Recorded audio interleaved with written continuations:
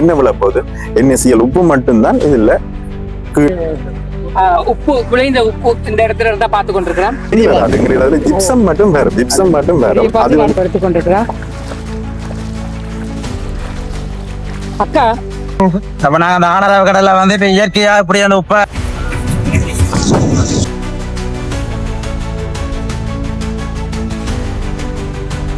Hi hello வணக்கம். இன்னைக்கு நாங்கள் கிளிநொச்சி முருசு மூட்டையில் இருக்க அறிவொளி டியூஷன்லேருந்து ஒரு டூர் போக போகிறோம். டிரைவர் என்ன இருக்கா?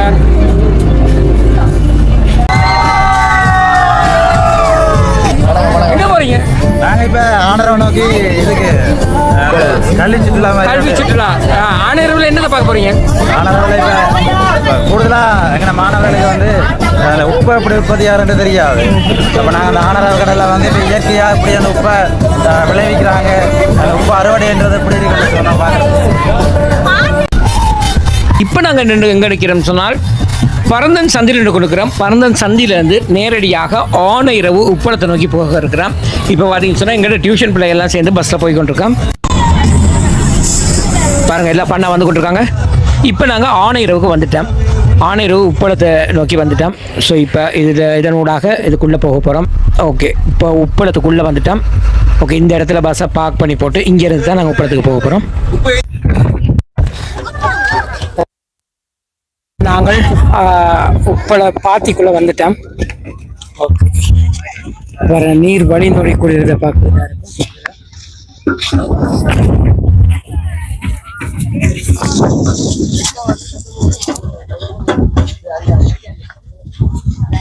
இந்த பாத்திர உப்பு விளையும் பார்த்து பாருங்க. உப்பு விளையும் இப்ப இலங்கையில எங்கெங்க உப்பளம் இருக்கு? வடமானத்துல இருக்கிறது வந்து ஆனரவண்டு இருக்கு. அடுத்தது வந்து ஆனரவண்டு 2 சைட் இருக்குது. ஒன்று ஆனரவு, அடுத்தது குறிஞ்சாத்தீவு. அடுத்தது வந்து பிரைவேட் உப்பளம் ஒன்று இருக்குது கொஞ்சம் பிறந்த. முந்தி பழைய ஆரம்பகால உப்பளங்கள்னு சொன்ன ஆனரவு ஒன்று, குறிஞ்சாத்தீவு ஒன்று, செம்மணி இப்ப இயங்குறையில, மற்றது கல்லுண்டாய் ஒன்று இருக்கு ஜாழ்ப்பாணத்துல. அடுத்தது வந்து இங்கால திருவண்ணாமலையில இருக்குது, குச்சவெளியில இருக்குது. அடுத்தது புத்தளத்துல இருக்குது, அம்பாந்தோட்டையில இருக்கிறது வந்துதான் இப்ப வந்து முந்தைய ஆரம்ப காலத்துல வந்து இலங்கையின் உப்பு தேவையை வந்து பூர்த்தி செய்த இதுகள்ல வந்து அங்க ஆனரவு தான் இருந்தது. பிறகு போர் யுத்த சூழ்நிலைகள் காரணமாக அதுக்கு பிறகு வந்து அம்பாந்தோட்டையில இருக்கிற உப்பளத்தாலதான் எங்கட இதுல வந்து உப்பை வந்து கூடின உற்பத்தியை செய்து கொண்டு இருக்கிறாங்க. அதுலயும் எங்கட இலங்கைக்குரிய உற்பத்தி வந்து 1180 மெட்ரிக் டன் வந்து கிட்ட மேல எங்களுக்கு வேணும். எங்களுக்கு இதுக்கு மேல அப்ப ஆனா எங்களுக்கு இப்ப வந்து கவர் ஆகுறது வந்து எங்களுக்கு ஒரு கிட்டத்தட்ட எங்களுக்கு இப்ப கவர் பண்ணி வச்சுக்கிறோம், குறைவாக தான் கவர் பண்ணப்படுது. அப்ப நாங்க இப்ப ஒரு அதாலதான் எங்களுக்கு என்னன்னு சொல்ற இண்டஸ்ட்ரியல் வைஸ்மெண்ட் இது எல்லாத்துக்குமே வேறு. அடுத்தது வந்து இப்ப எங்களுக்கு ஆனரவுண்ட உற்பத்தி சார்ந்த இந்த மாதிரி நாங்க உப்பை வந்து உற்பத்தி செய்யறோம்னு சொல்றோம். வந்து உப்பு வந்து என்னென்ன விளையுது? கடல் நீர்ல இருந்து இருக்குது. இப்ப கடல் நீர்ல வந்து என்னென்ன மூலகங்கள் இருக்குது? சோடியம் குளோரைட், சல்பேட் இருக்கும், எல்லாம் இது எல்லாமே இருக்கு. வேற வேற புரோமின், ஃபீட் எல்லாம் இதுக்கும் இருக்கு.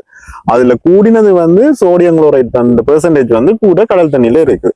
அப்ப அதை வந்து நாங்க பிரிச்செடுக்கிறதுக்காண்டி அது என்னென்ன பிரிச்செடுக்கிறோம்னு சொன்னா கடல்ல இருக்கிற வந்து இப்ப நாங்க வந்து டென்சிட்டின்னு சொல்லுவோம், இல்லாட்டி சலினிட்டிஸ்ன்னு சொல்லுவோம். கடல்ல இருக்கிற டென்சிட்டி சலினிட்டி வந்து எவ்வளவு, அதோட கேரத்தன்மை எவ்வளவுன்னு சொன்னா கிட்டத்தட்ட 1 இருந்து 3 இருக்கும். அது இப்ப இனியிலேருந்து இப்ப ஒரு நல்ல வெயில் காலமான காலங்கள்ல தான் வந்து அது வந்து 3 மட்டும் போகும். அதுக்கு இடைக்குள்ள காலகட்டத்துக்குள்ள வந்து 1 இருந்து ஒரு 3 அதுக்குள்ள வந்து இருக்கும். அப்ப அந்த டென்சிட்டி தண்ணியை வந்து நாங்க என்ன செய்யறோம்னு சொன்னா கடல்ல இருந்து சப்மர்சிவ் பம்ப் இருக்குது. இப்ப எலக்ட்ரிக்கல் இயங்குற பம்ப் இல்லாட்டி அடுத்தது சும்மா நார்மலா டீசல் இன்ஜின்ஸ் எல்லாம் எடுத்து பம்ப் பண்ணி என்ன செய்யறோம்னு சொன்னா ரிசர்வேஷன் ஏரியாக்குள்ள கொண்டு வந்து போடுறோம். ரிசர்வேஷன் ஏரியாக்குள்ள கொண்டு வந்து போடுற ரிசர்வேஷன் ஏரியால என்ன செய்யறோம்னு சொன்னா அதுல கிட்டத்தட்ட ஒரு 4 அடிக்குள்ள அதை ஸ்டாக்கிங் மேல அதாவது அதுக்குள்ள போற தண்ணியை வந்து அங்க கொண்டு வந்து போட்டு அந்த தண்ணி என்ன செய்ய போறோம்னு சொன்னா ரொட்டேஷன் பண்ண போறோம். இப்படியே எங்களுக்கு சுத்தி வரப்போகுது. என்ன செய்யறது? அங்க வந்து இப்ப அதுல இருந்து கடல்ல இருந்து பம்ப் பண்ற தண்ணி வந்து கிட்டத்தட்ட 3 அடிக்கு இருந்துன்னு சொன்னா அந்த தண்ணி இப்ப அங்கால போய்க்கல படிப்படியா குறைச்சுக்கணும். என்ன திக்னஸ் குறைச்சு கொண்டு போறோம்னு சொல்றோம். ஆவி ஆகிற வீதத்தை வந்து நாங்க கூட்டுறோம். NaCl அந்த பெர்சன்டேஜ் வந்து நாங்க டென்சிட்டியை வந்து கூட்டுறோம்னு சொன்னா ஒன்று வந்து எங்களுக்கு வந்து கிளைமேட் என்ன மாதிரி கிளைமேட் இருக்கணும், ஈரப்பதம் குறைவா இருக்கணும். மோய்ஸ்சர் லெவல் வந்து எங்களுக்கு என்ன சொல்றது, ஈரப்பதம் வந்து குறைவா இருக்கணும். அதே நேரத்துல வந்து நல்ல காத்து இருக்கணும். இந்த ஆவியார வீதம் வந்து என்ன செய்யும், காத்து வந்தா கூடும், ஆவியார வீதம் கூடும். அதே நேரம் வந்து நல்ல சூரிய வெளிச்சமும் இருக்கணும். ஏன்னா எங்களோட சோலார் தான் இயற்கையான முறையை கொண்டுதான் நாங்க உற்பத்தி செய்யறோம் இப்போ. அப்ப அதுல அதே இது பண்றதுக்காண்டி நாங்க என்ன செய்யறோம்னு சொன்னா, அந்த அங்க வர மூண்டடின்னு சொன்னா அங்கால வந்து ஃப்ளோல நேச்சுரலா வந்து இயற்கையான முறையிலேயே வந்து தண்ணியை வந்து ஓட விடுவோம். மெல்லிய இதா வரும். அப்படியே சுத்தி கொண்டு ஒரு கிட்டத்தட்ட ஒரு எங்களுக்கு ஒரு இதுல இருந்து ரிசர்வேஷன் ஏரியான்னு சொன்னா அதுல இருந்து இப்ப எங்களுக்கு கொஞ்சம் ஏரியா இருக்கு. கிட்டத்தட்ட ஒரு 4 டேங்க் 5 டேங்க் வந்து நாங்க குறைச்சு கொண்டு வருவோம். அதுல 3 டென்சிட்டிஸ் இருந்தேன்னு சொன்னா, ரிசர்வேஷன் ஏரியால 2+ இல்ல 3+ டென்சிட்டிஸ்ல வச்சிருந்தோம்னு சொன்னா அடுத்தது வேறைக்குல 3 to 5, அடுத்தது அங்கால போய்க்குல 5 to 7 அப்படியே கொண்டு கடைசியா கொண்டு ஒரு பாயிண்ட் எல்லாம் கொண்டு விடுவோம். இங்கால வேறைக்குல இந்த இதுக்கு வர்றதுக்கு முன்னுக்கு ஒரு டேங்குக்குள்ள கொண்டு விடுவோம். அதுல கொண்டு விடையக்குல எங்களுக்கு ஃபோபேஷன் சொல்றாங்க, அதுக்குள்ளதான் கொண்டு விடையக்குல. அதுல டென்சிட்டிஸ் எங்களுக்கு எவ்வளவு இருக்கும்னு சொன்னா 24 டென்சிட்டியில வச்சிருவோம். 22 24 டென்சிட்டிஸ்ல வச்சிருப்போம். அந்த டென்சிட்டி தண்ணியை தான் எடுத்துக்கொண்டு வந்து நாங்க இதுக்குள்ள வந்து ஃபீட் பண்ணுவோம். இதுல ஒவ்வொரு பாத்தியும் வந்து கிட்டத்தட்ட 60க்கு 60 அடியில கிடக்கும் உங்களுக்கு மெட்டது. அப்ப நாங்க என்னதுக்காண்டி நாங்க ஒவ்வொரு இடத்துலயும் நாங்க தண்ணியை வந்து நாங்க சுத்தி கொண்டு வாரோம்னு சொன்னா, ஒவ்வொரு இடத்துலயுமே ஃபர்ஸ்டா நாங்க வேறைகளை என்ன செய்யும், ஒவ்வொரு தூசுகள் துணிக்கைகள் எல்லாமே நாங்க என்ன செய்யும், வடிகட்டி கொண்டு வார மாதிரி நேச்சுரல் இயற்கையாவே அதை வடிகட்டி கொண்டு வார மாதிரி இருக்கும். அப்படியே விரைக்குள்ள வந்து எங்களுக்கு வந்து 17ல இருந்து கிட்டத்தட்ட 24 டென்சிட்டி மட்டும் முதல் வந்து அதுக்குள்ள அந்த ஒரு டென்சிட்டிக்குள்ள வந்து எங்கட ஜிப்சம் என்று சொல்லி நீங்க கேள்விப்பட்டிருப்பீங்க. முதல் வந்து கால்சியம் கார்பனேட் முதல் வெளிவடிவாங்க. அதுக்கு முன்னுக்கு அதுக்கு பிறகு வர இதுல வந்து 17ல இருந்து 10 22 20 23 24 23 மட்டுமாவது எங்களுக்கு ஜிப்சம் வந்து ஃபார்மேஷன் ஆகும். அந்த ஜிப்சம் வந்து என்னதுக்கு நாங்க பை ப்ராடக்ட்னு சொன்னா உங்களுக்கு தெரியும், சீமெண்ட் உற்பத்திக்கு பயன்படுத்துறோம் நாங்க. அதே அடுத்தது வந்து உங்களுக்கு பவுடர் பிளாஸ்டம் பிஓபின்னு சொல்லுவோம் தானே, பவுடர் அதுக்கு பாவிக்கிறது. அதை விட உங்களோட ஜிப்சம் பிளேட்ஸ் இதுகளுக்கு அந்த மோல்டிங்ல பாவிப்பாங்களே அதுகளுக்கு பாவிக்கிறதுக்கு எடுக்கிறவங்க. அப்ப நாங்க அந்த அப்ப நாங்க என்னத்துக்காண்டி நாங்க அவ்வளோத்தையும் எடுத்துட்டு வரோம்னு சொன்னா, எங்களுக்கு வந்து கடைசி ப்ராடக்டா நாங்க உப்பை வந்து நாங்க கொடுக்கல. எங்கட இதுல வந்து கிட்டத்தட்ட வந்து உங்களுக்கு உப்பு தூள் இருக்கு தானே, உங்களுக்கு உப்பு தூள் என்று சொல்றது என்ன, இப்ப டேபிள் சால்ட் அதுல வந்து பவுடர் அதுல வந்து கிட்டத்தட்ட 98% 99% பெர்சன்டேஜ் வந்து சோடியம் குளோரைட் தான் இருக்கணும், NaCl. வேற ஒரு இதை வந்து இருக்கக்கூடாது. அதே மாதிரி 98% வந்து அதுல இந்த கல்லுப்புல வந்து 98% 97ல இருந்து 98% வந்து கட்டாயம் வந்து சோடியம் குளோரைட் தான் இருக்கணும். வேற வெச்சமோ அதுகள் இருக்க மாட்டா உங்களுக்கு தெரிய வேண்டாம் சொன்னா, உப்பை நீங்க கரைச்சு பாத்தீங்கன்னு சொன்னா 25க்கு பிறகுதான் அது என்ன செய்யும், உப்பு விளைய வலிக்கிறீர்கள்.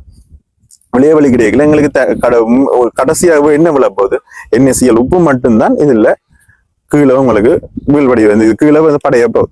அப்ப இதுல வந்து இது பிறகு 24 டோட்டலா ஒரு 45 டேஸுக்குள்ள எடுக்கும். சிலது அந்த நிலத்தின் தன்மை இதுகளை பொறுத்து, அல்லது எங்களோட காலநிலை இயற்கையான காலநிலை, காத்து கூடவா இருக்கணும், மோய்ஸ்சர் லெவல் வந்து குறைவா ஈரப்பதம் குறைவா இருக்கணும். அதே நேரம் எங்களுக்கு வெக்க இந்த சூரிய வெளிச்சம் இது இந்த அந்த கிட்டத்தட்ட 40 டெம்பரேச்சர் வந்து கூடும், 35க்கு மேல 32க்கு மேல வேற அந்த டைம்ல எல்லாம் வந்து காலம் வந்து குறையக்கூடிய சான்சஸ் வந்து இருக்கு. அப்ப அந்த நேரங்களுக்கு கிட்டத்தட்ட அதுக்கு பிறகு பார்க்கல எங்களுக்கு 29ல இருந்து 30க்கு மேல வேறைகளை நாங்க 30க்கு முன்னுக்கு நாங்க இதை வந்து ஹார்வெஸ்ட் பண்ணிடுவோம்.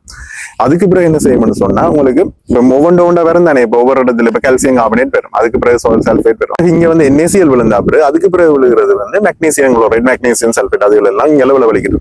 அதை வந்து நாங்க நிப்பாட்டுறதுக்காண்டி அதுக்கு முன்னுக்கே நாங்க ஹார்வெஸ்ட் பண்ணிடுவோம். இது என்னன்னு நாங்க கண்டுபிடிப்போம்னு சொன்னா, இந்த கலர் வந்து உங்களுக்கு தெரியும், வேற ஒரு மாதிரி இழுவர்ற மாதிரி ஒரு இது வரும். அது வந்து அடுத்து 31க்கு பிறகு 32க்கு பிறகு அந்த தண்ணி வந்து என்னடா ஆக்சிடேஷன் அந்த இதுகளுக்குனால அது வந்து என்ன செய்யும், கலர் சேஞ்ச் ஆகும், ஒரு பச்சை கலருக்கு சேஞ்ச் ஆயிடும். அதுக்கு முன்னுக்கே நாங்க இதை வந்து ஹார்வெஸ்ட் பண்ணிடுவோம். மற்றது உப்பளத்துல வந்து உங்களுக்கு இத மாதிரி தான் கிட்டத்தட்ட என்ன மாதிரி இப்ப நாங்க வயல் எப்படி செய்கிறோமோ அதே மாதிரி இதுலயும் மகா சீசன் ஜல சீசன் என்று இருக்குது. அப்ப எங்களை மகா சீசன் என்று சொல்றது எப்ப தொடங்கும் என்று சொன்னா, கிட்டத்தட்ட ஏப்ரல் இருக்கு தானே, எங்களுக்கு ஏப்ரல் 1ல இருந்து ஆகஸ்ட் செப்டம்பர் அக்டோபர் இருக்கு தானே, அக்டோபர் அந்த இதுக்குள்ள மழைக்கு முன்னுக்கு வார அவ்வளவு காலம் வந்து எங்களுக்கு மகா சீசன் உண்டு. பிறகு நாங்க அந்த அதுக்கு பிறகு ஜல சீசன் என்று சொல்றது, பிறகு நாங்க சொல்றது ஜனவரி பொங்கலுக்கு பிறகு நாங்க தொடங்கிடுவோம் வேலையில். இதுல இருக்கிற தண்ணி எல்லாம் வெளியால மழை தண்ணி இருந்தா மழை தண்ணி எல்லாம். மற்றது இப்போ கல்சியம் கார்பனேட் கல்சியம் சல்பேட் கிடைக்குது முதலாவது 2வது பசங்க. அதுகளை வேற தொழிற்சாலைக்கு நீங்க அனுப்புறீங்க. கல்சியம் கார்பனேட் அது வந்து வராது, ஜிப்சம் மட்டும் வேற. அது வந்து கிட்டத்தட்ட கல்சியம் கார்பனேட் கிளியர் ஆகிரும். அது அப்படி ஒன்றும் இது பண்ணல. கல்சியம் கார்பனேட்ன்றது என்ன, எங்களுடைய கல்சியத்தை நான் கல்சியம் கார்பனேட்னு சொல்றேன். அது வந்து ஒரு அதுக்கு பிறகு வர ஜிப்சம் தான் வெளியால வரும். அதை வந்து நார்மலா வந்து ஆரம்ப காலங்களில் வந்து ஜிப்சம் எடுத்து அனுப்பினவங்க. இப்ப வந்து ஜிப்சம் எடுக்கிறதும் வந்து எங்களுக்கு என்ன சொல்றது, சந்தைப்படுத்துறது மற்றது வந்து கோஸ்டிங் கூட நீங்க அது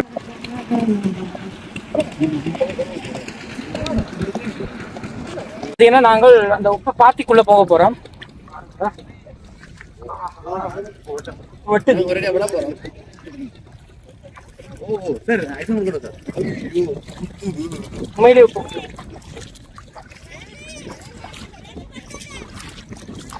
இது ஆழமா அந்த இடம் கால்பமா காயம் இருக்கிறதால கிளியர் ஆயிடும். ஓகே, இந்த இடத்துல ஒரு அக்கா உப்பு எடுத்துக்கொண்டிருக்கிறா. அக்கா, இந்த இந்த தடி இருக்குல்ல, இதுக்கு என்ன பேர் சொல்றது? வெரைட்டியா? ஒற்றத்தாங்க. ஓகே, இந்த பாருங்க, இது மூலமா தான் பிள்ளைகள் வகுப்புல படிச்சிருப்பீங்க. ஸோ இப்போ நீங்க நேரடியா பார்க்கலாம். விளைந்த உப்பை வந்து அப்படியே குவியலா சேர்த்து கொண்டிருக்கிறாங்க பாருங்க.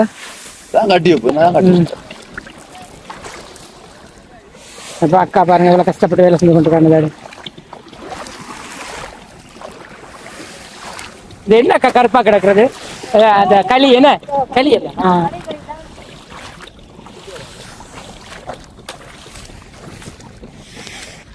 ஓகே மக்களே, இப்ப பாத்தீங்கன்னு சொன்னால் நாங்கள் உப்பு விளைந்த உப்பு இந்த இடத்துல இருந்தா பார்த்து கொண்டிருக்கிறோம். பாருங்க எப்படி இருக்குது இன்னைக்கு. சரியா? ஓகே, அங்காள அக்கா இன்னொன்று எழுத்து கொண்டு அவாவும் போயிட்டான்.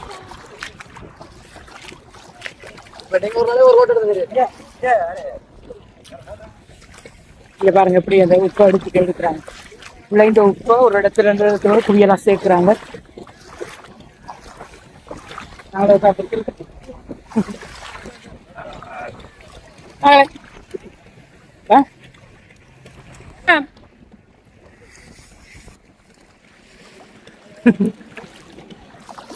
ஓகே, இந்த இடத்துல பாத்தீங்கன்னா இந்த உப்பு விளைந்த குவியெல்லாம் சேர்க்கிறது தான் பார்த்து கொண்டிருக்கிறீங்க. இந்த கீழே பாருங்க அந்த களித்தர இந்த இடம் இந்த எப்படி களி களியா இருக்கு களி அதுதான். ஓகே மக்களே, இன்றைக்கு பார்த்தீங்கன்னு சொன்னால் நாங்கள் கிளிநொச்சி முரசு மூட்டையில் இருக்கும் அறிவொளி கல்வி நிலையத்திலிருந்து எங்களோட பிள்ளைகளோட ஒரு டூர் வந்திருந்தோம். முக்கியமாக பார்க்க வேண்டிய ஒரு இடம் ஆனையிறவு உப்பளம். ஸோ இங்கே வந்து எளிமையாக யாரும் வந்து உள்ளே பார்க்க முடியாது. ஸோ உப்பு உற்பத்தி இங்கே இப்போ மிக பிரமாண்டமாக நடந்து கொண்டிருக்குது. ஆனால் எல்லாருக்கும் வந்து பார்க்கக்கூடிய வாய்ப்பு கிடைக்காது. ஆனால் எங்களுக்கு கிடைச்ச இந்த வாய்ப்பை நாங்கள் சரியாக மக்களுக்கு இது தொடர்பாக தெரியாதவர்களுக்கு கொண்டு போய் சேர்க்கணும் அப்படிங்கிறக்காக இந்த காணொலியை பதிவு செய்கிறோம். நிச்சயமாக நிறைய பேர் ஆனையிறவு உப்பளம் எப்படி இருக்குன்னு அறியாதவர்கள் இந்த காணொலி மூலமாக அறிந்து கொள்வீங்க என்ற ஒரு நம்பிக்கையில் காணொலியை நிறைவு செய்கின்றோம். வீடியோ பிடிச்சிருந்தா லைக் பண்ணுங்கள், கமெண்ட் பண்ணுங்கள், ஷேர் பண்ணுங்கள், மறக்காமல் சப்ஸ்கிரைப் பண்ணி சப்போர்ட் பண்ணுங்கள். இது போன்று மற்றொரு காணொலி சந்திக்கும் வரை நன்றி, வணக்கம்.